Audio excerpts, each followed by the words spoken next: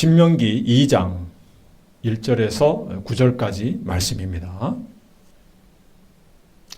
우리가 회정하여 여호와께서 내게 명하신 대로 홍해 길로 광야에 들어가서 여러 날 동안 세일산을 두루 행하더니 여호와께서 내게 고하여 이르시되 너희가 이 산을 두루 행한 지 오래니 돌이켜 북으로 나아가라. 너는 또 백성에게 명하여 이르기를 너희는 세일에 거하는 너희 동족 에서의 자손의 지경으로 지날진대 그들이 너희를 두려워하리니 너희는 깊이 스스로 삼가고 그들과 다투지 말라. 그들의 땅은 한 발자국도 너희에게 주지 아니하리니 이는 내가 세일산을 에서에게 기업으로 주었음이로다. 너희는 돈으로 그들에게서 양식을 사서 먹으며 돈으로 그들에게서 물을 사서 마시라.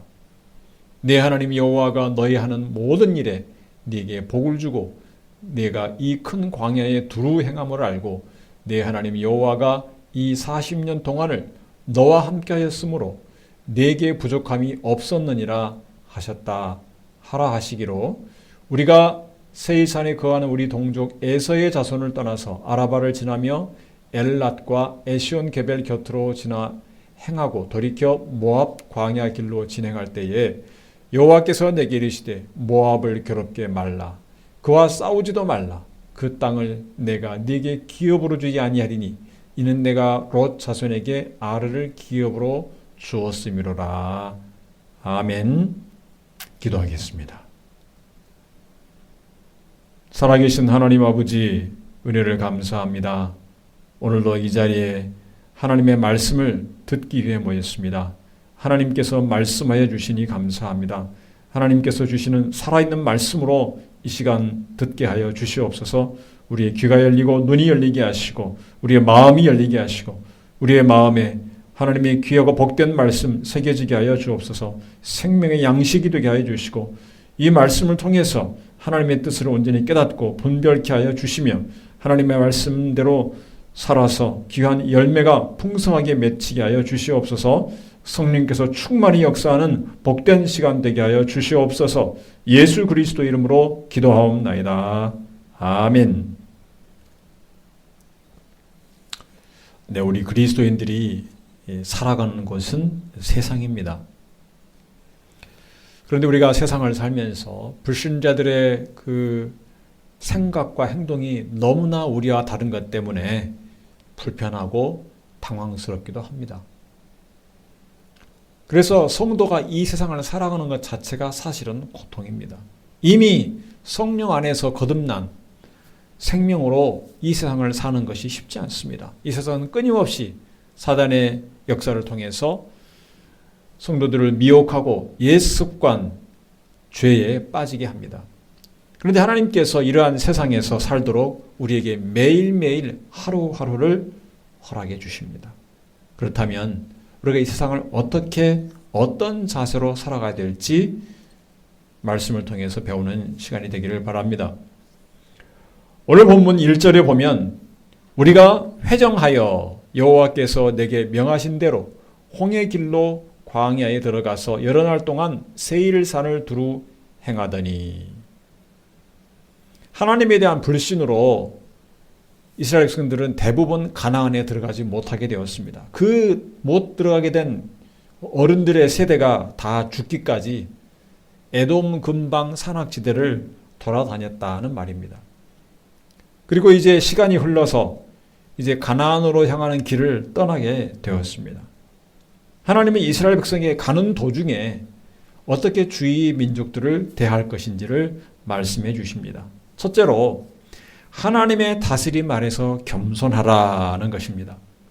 오늘 본문 4절 말씀을 보면 너는 또 백성에게 명하여 이르기를 너희는 세일에 거하는 너희 동족 에서의 자손의 지경으로 지날진대 그들이 너희를 두려워하리니 너희는 깊이 스스로 삼가고 이렇게 말씀했습니다.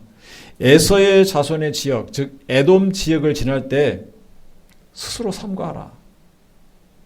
참 뜻밖의 말씀입니다. 하나님께서 온 세상을 다스리시는 분인 것을 우리는 압니다. 그런데 하나님께서 이 에돔은 이스라엘 백성의 정복 대상이 아닌 것을 분명하게 말씀해 주시는 것입니다. 이스라엘 민족은 애굽에서 떠나올 때부터 주위 민족들에게 두려움의 대상이었습니다. 아니 어떤 신이 자기 민족, 자기 백성을 위해서 바다를 갈라서 길을 내겠습니까? 그런 신이 어디 있겠습니까? 생각할 수도 없는 일입니다. 이스라엘 백성이 애굽을 나온 것은 그야말로 노예들이 주인인 나라를 대상으로 무릎을 꿇게 하고 스스로 나온 일입니다. 그런 예가 없습니다. 노예들이 아무 군사도 없고 힘도 없는데 어떻게 그 주인인 나라를 무릎을 꿇게 하고 나올 수가 있겠습니까? 이스라엘 백성이 그것을 위해서 반애굽 운동을 펼치거나 어떤 군대를 조직하거나 독립운동을 하거나 그런 것이 아닙니다. 그들과 오랜 싸움 끝에 겨우 탈출해서 나온 것도 아닙니다. 이스라엘의 하나님께서 모세와 아론 지도자들을 애굽왕 바로에게 보내서 당당하게 하나님의 백성 이스라엘을 보낼 것을 요구했습니다. 바로는 여호와가 누구이기에 내가 그 말을 듣겠느냐 이렇게 오만하게 하나님의 명령을 거부했습니다. 그러나 결국 하나님께서 내린 10가지의 재앙을 당하고 나서야 이스라엘을 보냅니다. 이스라엘이 말을 타고 긴급하게 애굽을 떠난 것도 아닙니다. 남녀노소 나이 많은 사람들과 할머니 할아버지와 어린아이들까지 데리고 거기에다가 가축 소나 양까지 데리고 애굽을 떠난 것입니다. 걸어서 나왔습니다. 오히려 애굽 사람들에게서 필요한 물건들을 받아서 나왔습니다. 그 당시 세상을 지배했던 그 제국 애굽왕 바로가 세상을 다스리는 자가 아니고 하나님께서 세상을 다스리심을 보여주고 있는 것입니다. 그뿐 아니라 다시 쫓아오는 애굽의 군대를 하나님께서 바다에 수장시켰습니다. 그러면 이스라엘 백성이 한 것은 무엇입니까? 애굽 군대가 쫓아오고 앞에 바다가 가로막고 있을 때 원망했습니다. 모세를 원망한 것이 사실은 하나님을 원망한 것입니다. 우리를 여기서 죽게 하려고 데리고 왔느냐. 하나님께서 이스라엘을 애굽에서 구해내시고 모든 필요를 공급해 주시고 인도하신 것은 이스라엘의 어떤 훌륭한 점 때문에 그런 것이 아닙니다. 하나님께서 아브라함을 택하시고 맺은 언약을 이루시려는 것입니다. 그래서 그들의 수많은 불신앙과 잘못과 연약함에도 불구하고 하나님께서 끝끝내 인도해 가시는 것입니다. 이 세상에 하나님의 뜻을 이루는 도구로서 이스라엘을 사용하십니다. 하나님께서 이스라엘 백성을 하나님의 백성으로 삼으시고 제사장 나라가 되게 했습니다. 모든 열방과 민족 가운데 하나님이 어떤 분인지를 알려주시려고 이스라엘을 택한 것입니다. 과연 자기 백성에게 어떻게 하시는 분인지, 어떻게 그의 백성들을 이끌어 가시는지를 보여주시려고 택하신 것입니다. 하나님은 이스라엘 백성을 온 민족과 나라 앞에 높여주었습니다. 너희는 나의 소유가 된다. 제사장 나라가 된다. 이렇게 높여주셨습니다. 그리고 하나님께서 어떻게 이스라엘을 위해서 무슨 일까지도 하시는지를 보여주셨습니다. 바다를 갈라서 길을 내고 하늘에서 만나가 내리게 하고 먹을 고기를 주시려고 메추라기를 보내주시고 이러한 놀라운 일들을 하나님께서 행하셨습니다. 그래서 주위 민족들에게 있어서 이스라엘은 두려움의 대상입니다. 아니 어떤 신이 자기 민족을 위해서 저렇게까지 하시는가? 정말 그들과 만날까 두렵다. 이런 두려움의 대상입니다. 일례로 여호수아에 보면 여리고 성에 있는 그 백성들도 이스라엘이 점점 다가온다는 것을 알고 두려움에 떨었던 것입니다. 이스라엘에게 있어서 가나안 족속은 멸망시키고 긍휼을 베풀지 말아야 할 대상입니다. 하나님께서 그 족속을 멸하고 땅을 차지하라고 명하셨습니다. 오히려 멸망을 시킬지를 남겨두는 것을 책망하셨습니다. 끝까지 그들을 쫓아내지 못하였더라. 이런 기록들이 여호수아에서 보면 나와 있습니다. 쫓아낼 대상이 가나안 백성들입니다. 특별히 이 아말렉 족속에 대한 명령을 통해서 더 우리가 실감할 수 있습니다. 이스라엘이 가나안 족속을 다 쫓아내지 못해서 오래도록 살아남은 이 아말렉 족속을 하나님께서 멸망시키라고 사울에게 명령하였습니다. 남녀노소 가릴 것 없이 어린 아이까지 다 죽이라. 가축까지 다 죽이라. 남겨놓지 말라. 무서운 하나님의 심판입니다. 정말 무시무시한 명령입니다. 그런데 사울은 그 가축들 중에서 좋은 것들을 남기고 또 아말렉 왕까지도 살려서 데리고 왔습니다. 마치 자기가 대단한 승자로서 아량을 베푸는 것처럼 아말렉 왕을 살려왔습니다. 그것을 하나님께서 책망하십니다. 인간적으로 보면 참 넓은 도량을 가진 자처럼 보일지 모르나 하나님 앞에서는 불순종한 것입니다. 이 일로 사울은 더 이상 그의 자녀들에게 왕위를 물려주지 못하게 된 것입니다. 그런데 이 자기중심적인 신앙을 가진 성도들이 흔히 저지르는 잘못이 있습니다. 하나님께 택함받았다는 이 선민의식과 함께 불신자들을 경멸하고 무시하는 것입니다. 무리하게 대하는 것입니다. 저 믿지 않는 사람들은 망할 사람들, 지옥에 갈 사람들, 그러니까 무시해도 좋다는 생각입니다. 물론 불신자들에게 있어서 믿지 않는 자들에게 복음을 거부하는 자들에게 죄가 많이 퍼져 있습니다. 너무나 많이 퍼져 있습니다. 이스라엘 백성들이 가나안 땅에 들어가서 가나안 족속들의 우상 숭배와 음행과 수많은 죄악들을 본받지 않아야 되는 것처럼 믿는 성도 세상에서 불신자들의 모든 죄악된 행위와 문화와 이 모든 것들을 본받지 않아야 됩니다. 그러나 하나님께서 가나안 족속을 죽이라고 한 것은 하나님의 심판이었습니다. 모든 민족에게 그렇게 말씀하신 것이 아닙니다. 오늘 본문 말씀처럼 에돔 사람들, 모압 사람들을 대하여는 그들과 싸우지 말라.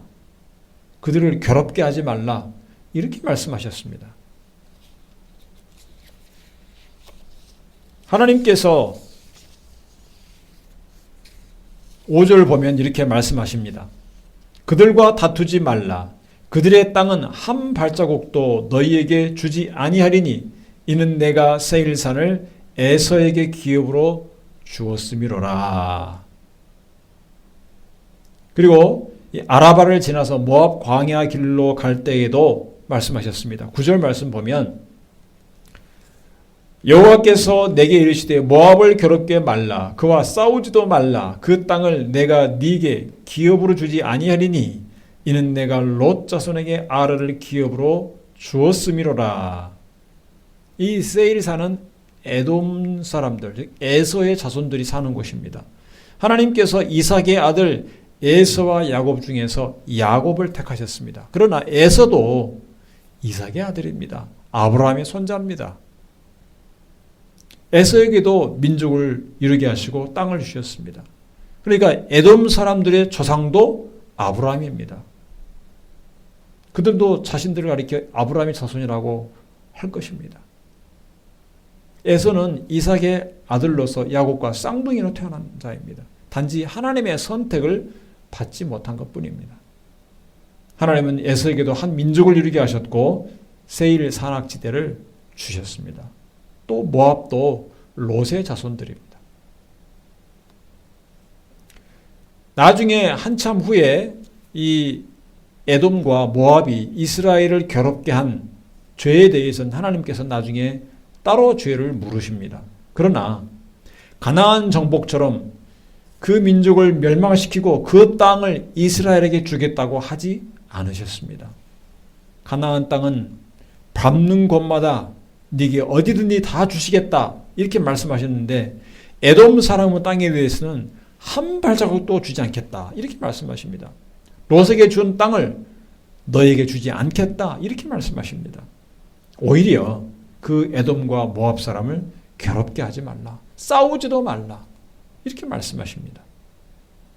이스라엘로 하여금 스스로 삼가라. 이렇게 말씀하십니다. 그들을 향해 함부로 오만하거나 무례하게 대하지 말라고 하신 것입니다. 이처럼 가나안 족속과 다르게 대하라고 하신 것에서 우리는 하나님께서 그의 뜻과 섭리 가운데서 세상을 다스리고 계심을 알 수 있습니다. 어떤 민족을 멸망시켜서 그 땅을 차지하라고 하는가 하면 어떤 민족에 대해서는 싸우지 말라. 하나님께서 정하신 것입니다. 하나님은 이스라엘 민족뿐 아니라 온 세상의 하나님이십니다. 이스라엘 백성이라 할지라도 하나님이 정하신 범위와 다스림 아래에서만 행해야 되는 것입니다. 하나님께서 예수 그리스도를 보내신 것은 온 세상의 구원의 길을 여신 것입니다. 이스라엘 백성만 구원하기 위해서 보내신 것이 아닌 것입니다. 우리 성도들도 우리 모든 삶에서 하나님의 다스림 안에 있어야 됩니다. 하나님의 뜻을 이루기를 힘써야 됩니다. 그래서 이스라엘은 에돔 사람과 암몬과 모압 자손이 이스라엘을 두려워하여도 스스로를 삼가해야 됩니다. 하나님의 택한 백성이지만 우쭐대지 말고 하나님의 손 아래서 하나님의 다스림 안에서 겸손하라는 것이 하나님의 말씀입니다. 베드로전서 5장 6절 말씀을 보면 하나님이 교만한 자를 대적하시되 겸손한 자들에게는 은혜를 주시느니라. 그러므로 하나님의 능하신 손 아래서 겸손하라. 때가 되면 너희를 높이시리라. 이렇게 말씀하셨습니다. 우리 세상을 살아가는 성도의 자세는 하나님의 다스림 아래서 겸손한 것입니다. 하나님의 다스림을 인정하고 스스로 하나님의 다스림 안에 겸손할 줄 알아야 됩니다. 하나님의 자녀로서 하나님의 백성으로서의 사명에 충성해야 됩니다.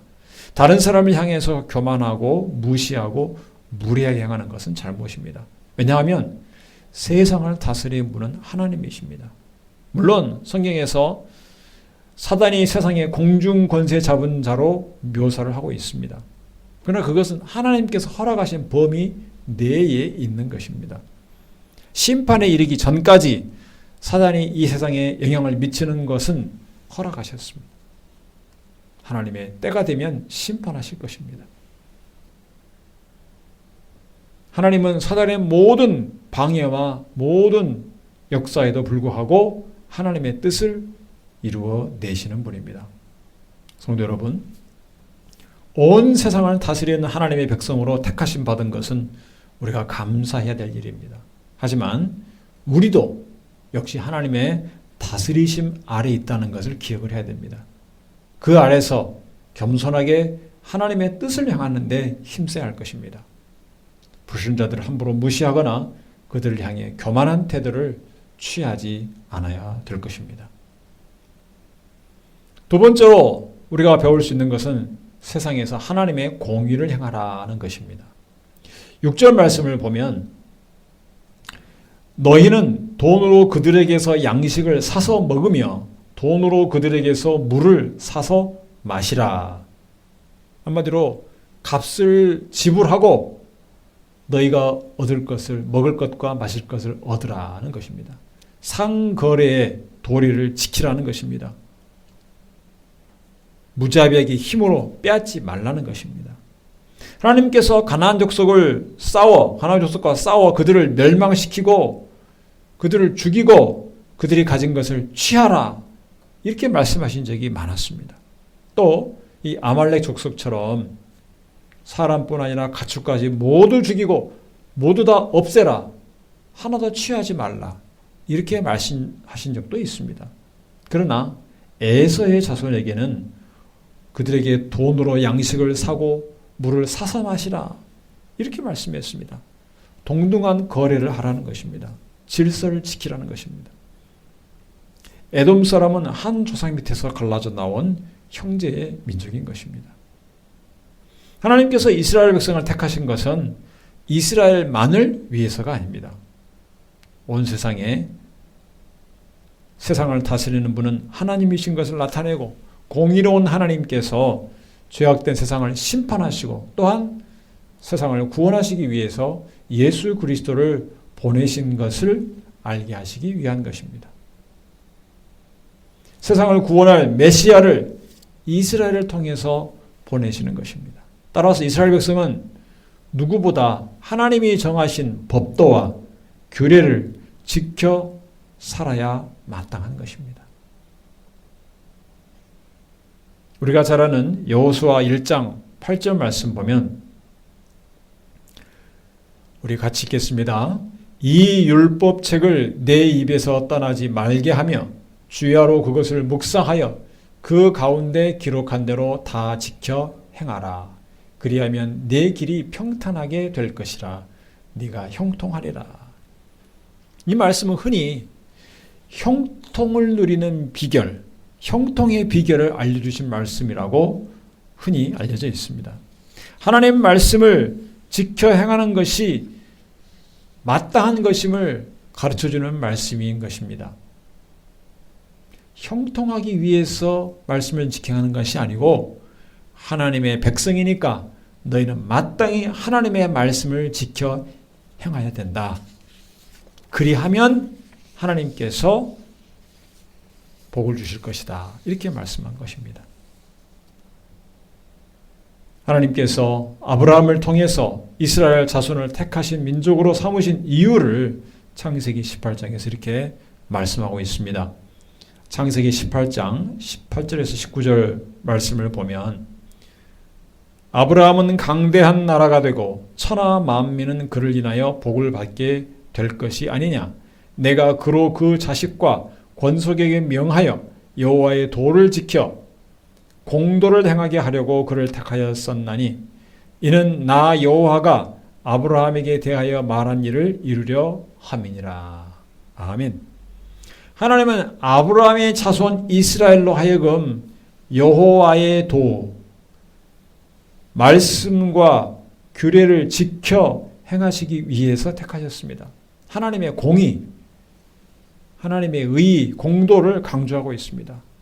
그리고 이 말씀은 지금 18절, 19절 이 말씀은 소돔과 고모라를 심판하실 것을 아브라함에게 알려주시면서 하신 말씀입니다. 그 땅에 죄악이 얼마나 심하고 창궐한지 의인 10사람이 없기 때문에 그들을 멸망시키려 한다는 것을 알려주시면서 하신 말씀입니다. 물론 나중에 하나님께서 아브라함의 그 요청을 들어서 50명, 45명, 40명, 결국 10명까지도 의인이 있다면 멸망시키지 않겠다 라는 것까지 하셨지만 결국은 그 의인이 10명이 없어서 소돔과 고모라가 망한 것임을 우리는 성경을 통해서 알 수 있습니다. 하나님은 공의로운 분인 것입니다. 그렇다면 하나님의 택함 받은 백성은 더욱더 하나님의 법을 지켜야 하는 것이 마땅합니다. 하나님이 그처럼 공의로운 분이라면 더욱더 공의롭게 행해야 됩니다. 믿는 성도들이라 해서 하나님 백성들이라 해서 세상의 역사와 정치와 시스템과 제도를 무시해서는 안 되는 것입니다. 왜냐하면 하나님께서 그 질서와 제도를 통해서 세상을 다스리고 계시기 때문에 그렇습니다. 하나님은 오히려 세상의 공적인 권력에 순종하라 이렇게 말씀하십니다. 로마서 13장 1절 말씀 각 사람은 위에 있는 권세들에게 굴복하라.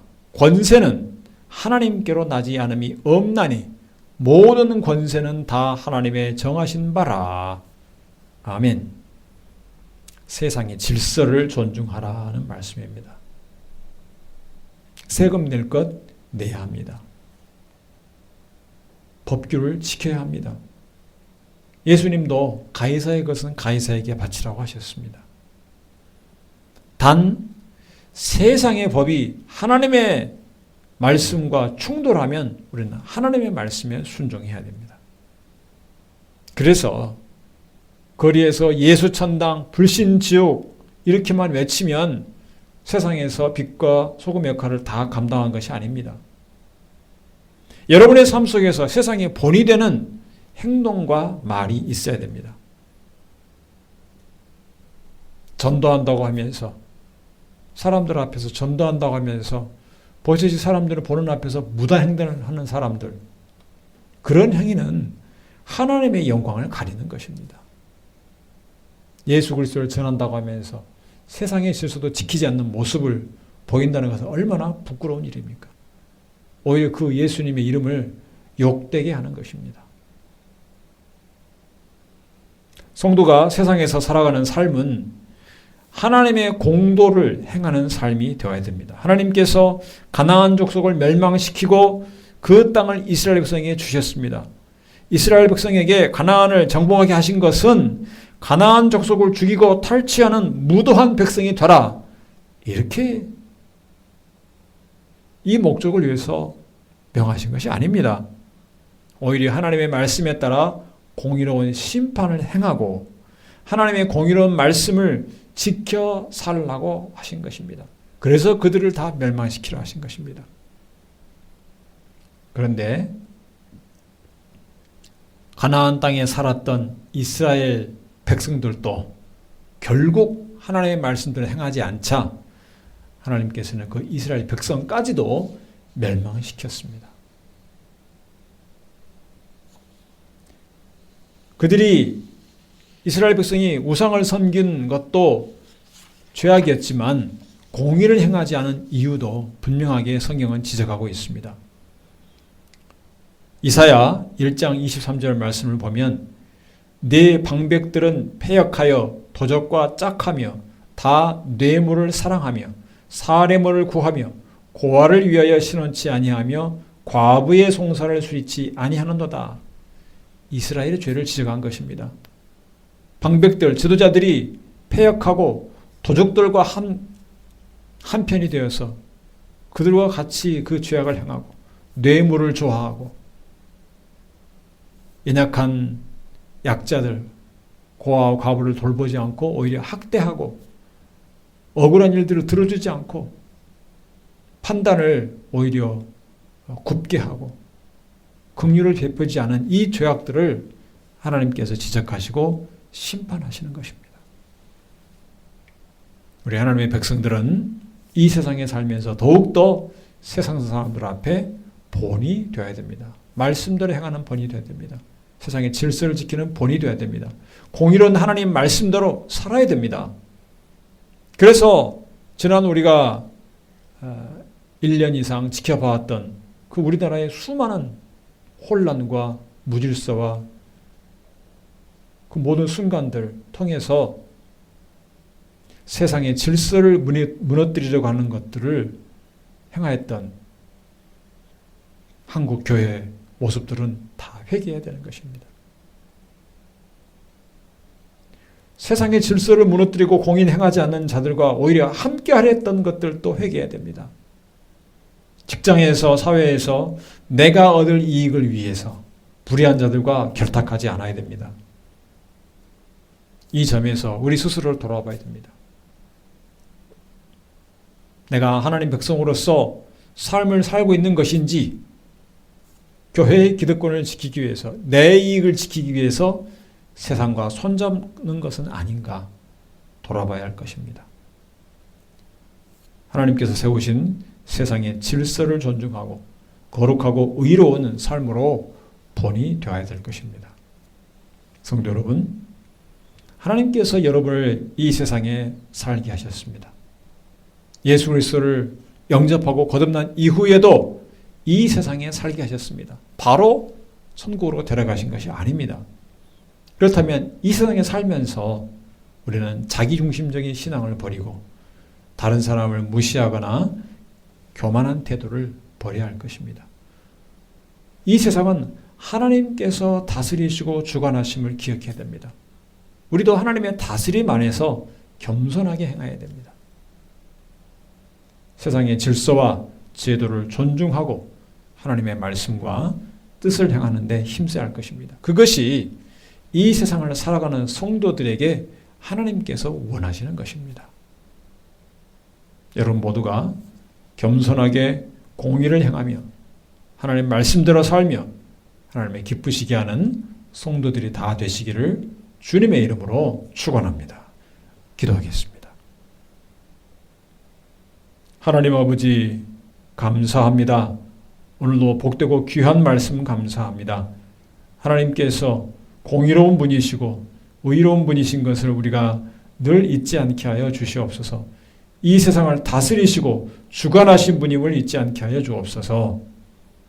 우리가 하나님의 은혜를 입어 거듭난 성도로서 이 세상을 살아갈 때에조차도 하나님의 다스림 아래 겸손케 하여 주시옵소서.